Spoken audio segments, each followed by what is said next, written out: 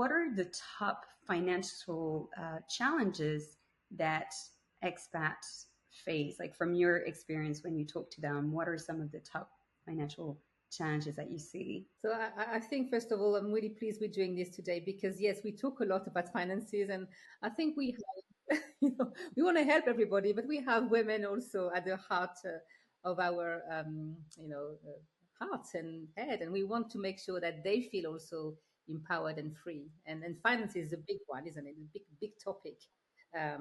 So I think the challenges could be that they have different accounts in different countries, and what I find when I coaching them, sometimes they're confused. They don't know, okay, how am I going to manage all these accounts? How am I going to do my taxes? How am I going to make sure I've got enough, money in this currency, in the country I'm living in? Or how can I calculate also? How can I share, all this information to my advisor? Maybe it's too confusing at the moment. I've got accounts everywhere. I found that it's a big one is the confusion, the fact that they lost, they have got too many accounts. And sometimes, as you mentioned, it doesn't mean extra zeros. It just means that they need to juggle all of these accounts. And it's not that easy. It's not that easy at all. So I think what you offer is great help, and also give women confidence that actually, yes, they can find the information and it can be much easier for them. Yeah, and that's one thing that I found when like throughout my different expat experiences. And also the thing is that you when you move, it's a big life change happening. There are just so many things you have to think about. And you may think about, oh, I just left this company. I have a 401k plan or a pension plan in this company. I'll move it to, in the US, it's called an IRA. So it's your individual retirement account. But how about that old health saving plans you had at that company? Do you even know that you can move it? Do you even know how to do it? Do you even know who to contact? Do you even think about it? And one thing that I found is that there's just so much that you have to think about throughout this move that it can be actually easy to even lose some accounts. And it was really interesting because when we started looking at Elysian and some of the issues we personally had and that we were trying to solve by developing our app, and the more research we were doing, the more we discovered that, just in the UK, I don't know if I shared that number with you, but it was amazing. There is something like 78 billion pounds, and that's just in the UK, of accounts that are lost. And they were probably lost because people have moved, people have changed jobs. It was like their very first pension plans. There was probably less than 10,000 in it. They probably forgot about it. And then what if something happens to them? What will happen to that money, right? And when I started doing this, I was talking to some friends and I was like, yeah, that's what we found. And they're like, there's no way. Like, why would anyone forget about that? I mean, it happened to me, and I'm a finance person, right? I think I discovered a couple years ago. Was it a couple years ago? So 8 years after leaving the US, I discovered that I had an account set there somewhere with a few $1,000s in it. And it was a health saving plan, which I did not even know that you could transfer it, or I did not even know where to start, but I forgot about it. And, but as I was talking to some friends, one of them, he's become an advisor actually because he really likes what we do.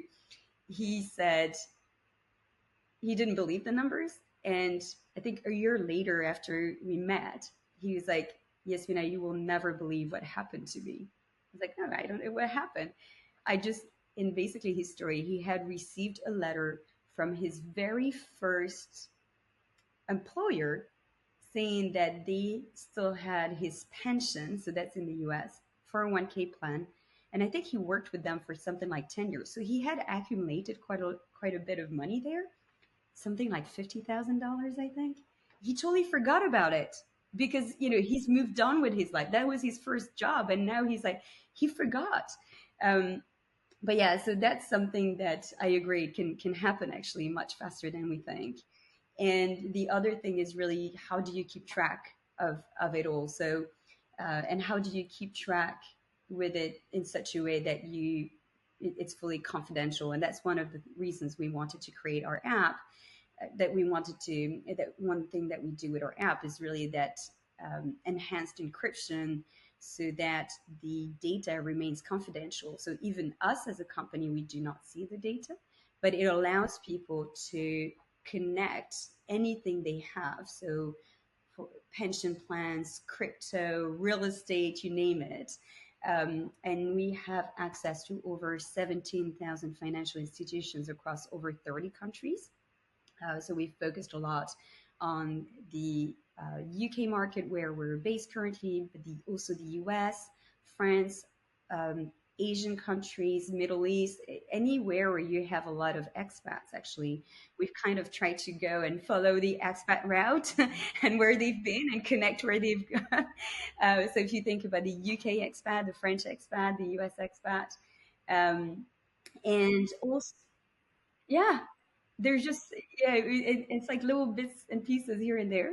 And also the other thing is having to track what you have in multiple currencies, so we can track, I think we have something like over 90 currencies that we can track in. And then once you have everything in one place, it's so important to share. So you talked about some of the, when you have a spouse who may be more in charge of the finances than the other, it's okay for them to track it all, but it's also important for the other to be aware. Or even if there is that anxiety, is how can you get more comfortable with that? And I think that's one thing actually you and I we talk about quite a bit, is the fact that sometimes people don't want to deal with finances because of fear, anxiety, they don't even know where to start with. But I find that, this belief of, the fear of finances, it's a belief, isn't it? That you have, but it's not necessarily true. So it's about, I don't know finances, I'm not good at numbers. I find that your app can help, you know, maybe people who are less inclined to be curious and to want to be involved, use, and know about their finances. And I find on my side, I'm trying to break these beliefs because they're not necessarily true, as I said, and to replace them by, oh, actually, I can learn, oh, yes, maybe, it's not that difficult. Okay. If I'm a bit more curious, and then your app maybe can be much more easy. I mean, it's the easiness about it, and that's what I thought would really help my clients, for example, especially people who are not very good, so far at managing their finances. I mean, me included. When I was married, I wasn't really never into it, but now, obviously, 14 years later, I need to know because I'm alone. It's only me. Well, and I think that was something that really got me to think more about that. It was when I meet people and they're like, "Oh, your app sounds amazing. My spouse," and often it's my husband, but not always. Usually there is one person in the couple who will be more in charge of the finances than the other. There's nothing wrong with that. There's just so much to do. We all have to split and share the workload.